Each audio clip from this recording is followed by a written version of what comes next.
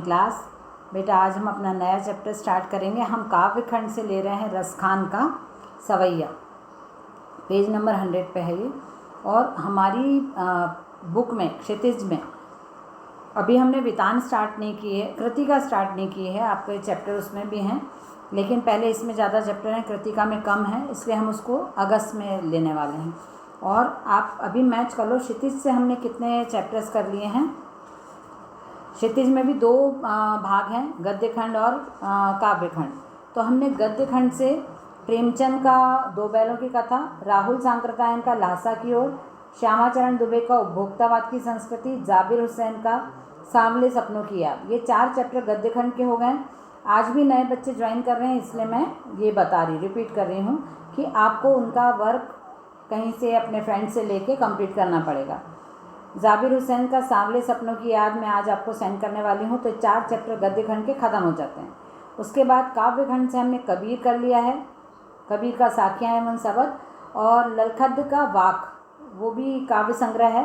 तो अभी किसी ने मुझे क्लास में पूछा कि हमको जो काव्य संग्रह से जो पाठ हैं, जो कविता हैं, उनको हमको क्या लिखना है, ब्रैकेट में क्या है वो। तो आप साखियाँ एवं सबद के साइड में ब्रैकेट में पद लिख सकते हो, कबीर के पद, और वाक के साइड में काव्य संग्रह या काव्य खंड लिख सकते हो या कविता लिख सकते हो। अब रसखान का सवैये है, तो वो भी काव्य संग्रह से लिए हुए हैं। रसखान के आगे आप ये लिख लेना, सवैये, कबीर, ललखद। अब रसखान हो रहा है, तो ये हमारे काव्य खंड का 3rd चैप्टर है। और गद्य खंड से हमारे 4 चैप्टर कंप्लीट हो गए। तो गद्य खंड का हमारा 1 चैप्टर अभी और बच जाता है, उसको हम नेक्स्ट वीक में कंटिन्यू करेंगे। आज हम रसखान के बारे में पढ़ के और उसके बाद हम सवैया पढ़ेंगे। अभी जो लोग ऐड होते जा रहे हैं उनको अपना वर्क, रिटर्न वर्क, मैंने पहले भी हर क्लास में मैं बताती हूँ कि आपको जो असाइनमेंट्स आएंगे या जो आपकी एग्ज़ाम्स होगी, जो आपके टेस्ट होंगे, सब कॉपी वर्क से ही होने वाला है। जो आपको हम कॉपी वर्क दे रहे हैं वो आपको कॉपी में कंप्लीट करना है। टेस्ट के लिए भी प्रिपरेशन होगी, एग्ज़ाम के लिए भी आप उसमें से प्रिपेयर हो सकते हो।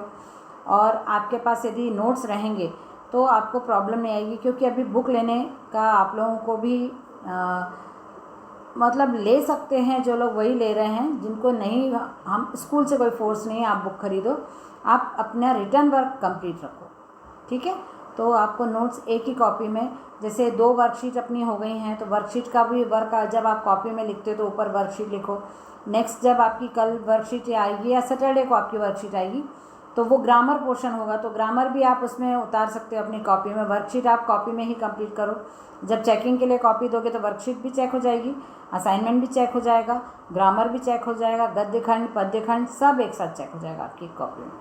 तो मैंने पहले भी बताया, आप एक मोटी कॉपी बना लो, उसी में आप एक ही कॉपी में सारा वर्क कर सकते हो। बस आपकी हेडिंग प्रॉपर होना चाहिए और आपको पता होना चाहिए कौन सी चीज़ आप कहाँ लिख रहे हो, ठीक है। तो ये ऐसे आपको कॉपी मेंटेन करना है। अभी तक 4 चैप्टर जो हो गए हैं उसके आपको PDF ग्रुप पे है, आप किसी भी फ्रेंड से बोल के निकलवा के ले सकते हो, जो लोग बाद में ऐड हुए हैं, ठीक है। तो आप ऐसा करिए। पेज नंबर 100 पे हम चलते हैं। पेज नंबर 100 पे हमारा ये रसखान का है सवैया। तो रसखान को हम कवि परिचय को पढ़ने वाले हैं। रसखान का कवि परिचय।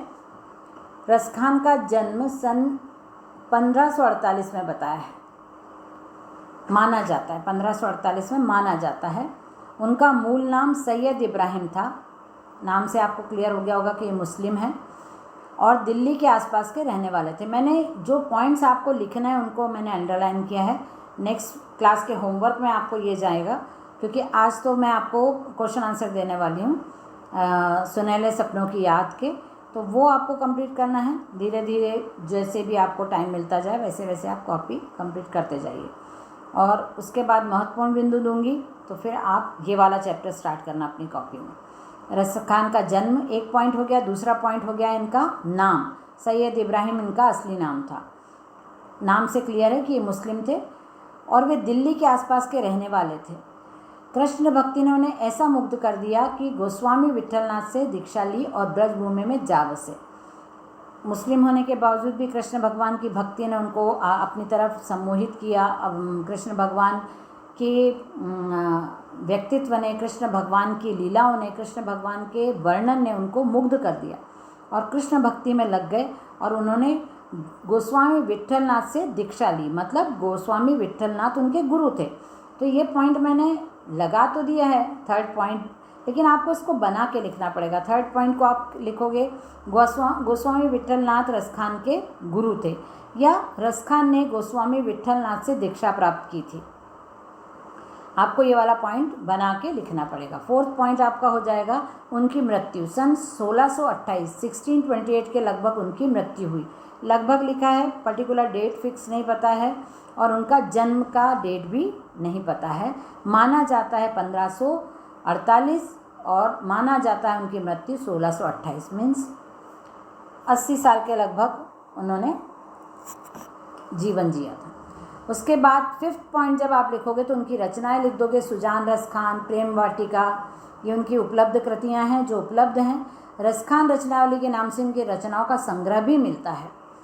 प्रमुख कृष्ण भक्ति कवि रसखान की अनुरक्ति न केवल कृष्ण के प्रति प्रकट हुई, बल्कि कृष्ण भूमि के प्रति भी उनका अनन्य अनुराग व्यक्त हुआ है। जो भी उनकी रचनाएं हैं, ब्रज भूमि के लिए भी उन्होंने लिखा है, कृष्ण के लिए तो लिखा ही, कृष्ण की दिनचर्या, कृष्ण के जीवन से जुड़ा हुआ लीलाएं, कृष्ण के बचपन, कृष्ण के किए हुए कार्यों का सब वर्णन किया है उन्होंने रचनाओं में। पर उन्होंने ब्रज का, द्वारका का, गोकुल का वर्णन भी अपनी रचनाओं में किया है, क्योंकि वो ब्रज में जाके रहते थे तो उन्होंने ब्रज भूमि का बहुत वर्णन किया है अपनी रचनाओं में। हम पढ़ेंगे तो भी हमको पता चलेगा। उसके बाद उन्होंने जो भी रचनाएं की हैं उनमें शब्दों का चयन, मतलब ऐसे बहुत बड़ी सोच लेके अलग साहित्यिक शब्द नहीं लिए हैं सॉरी, जो बोलचाल की भाषा के शब्द हैं वही उन्होंने अपनी रचनाओं में भी यूज़ किया। और ब्रज भाषा का प्रयोग होता है इनकी रचनाओं में, ये आपको ध्यान में रखना है। यहाँ संकलित पहले और दूसरे सवैये में 4 सवैये दिए हैं इस काव्य संग्रह में। यहाँ संकलित पहले और दूसरे सवैये में कृष्ण और कृष्ण भूमि के प्रति कवि का अनन्य समर्पण भाव व्यक्त हुआ है। तीसरे छंद में कृष्ण के रूप सौंदर्य के प्रति गोपियों की उस मुग्धता का चित्रण है जिसमें वे स्वयं कृष्ण का रूप धारण कर लेना चाहती हैं। चौथे छंद में कृष्ण की मुरली की धुन और उनकी मुस्कान के अचूक प्रभाव तथा गोपियों की विवशता का वर्णन किया है। चारों सवैयों में हम क्या पढ़ने वाले हैं इसका संक्षिप्त यहाँ पे वर्णन दिया है। पहले और दूसरे पद में कृष्ण भक्ति और कृष्ण भूमि के प्रति कवि का प्रेम और कृष्ण के बारे में वर्णन, कृष्ण भूमि से उनको क्यों लगाव है रसखान को, उसका वर्णन। तीसरे में उन्होंने तीसरे छंद में तीसरे सवैये में कृष्ण के रूप सौंदर्य का वर्णन किया है, कृष्ण के सौंदर्य का वर्णन किया है कि ऐसा सौंदर्य जिस पे गोपियाँ मोहित हो जाती हैं, क्यों गोपियाँ उनके पीछे घूमती हैं, क्यों गोपियाँ उनका साथ रहना चाहती हैं, क्यों गोपियाँ उनके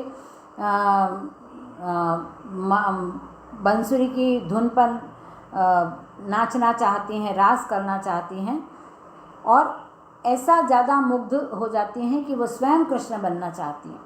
चौथे छंद में कृष्ण की मुरली की धुन और उनकी मुस्कान का अचूक प्रभाव, कृष्ण भगवान की मुस्कान कैसी है, उसका प्रभाव लोगों पर क्या पड़ता है, और कृष्ण भगवान की मुरली की धुन कैसी है, उसका प्रभाव क्या पड़ता है, ये हम जब ये सब सवैये में दिया हुआ है और हम जब सवैया अगली क्लास में शुरू करेंगे तब आपको क्लियर हो जाएगा कि ये चारों छंद में कवि क्या कहना चाहते हैं।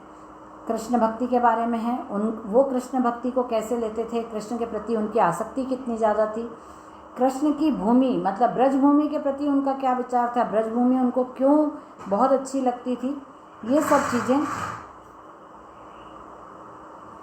उनके काव्य में हम पढ़ेंगे।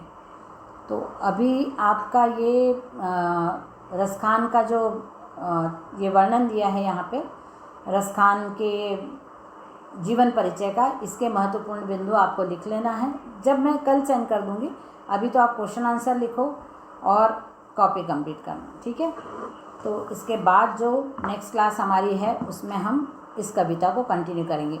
पिछले जितने चैप्टर हैं, आज जो बच्चे आज ज्वाइन कर रहे हैं अभी क्लास में, तो उनके लिए मैं बार बार फिर से बोल रही हूँ कि वर्कशीट 2 जा चुकी है, एक में पत्र थे और एक में अनुच्छेद थे। तो आप किसी फ्रेंड से ले सकते हो।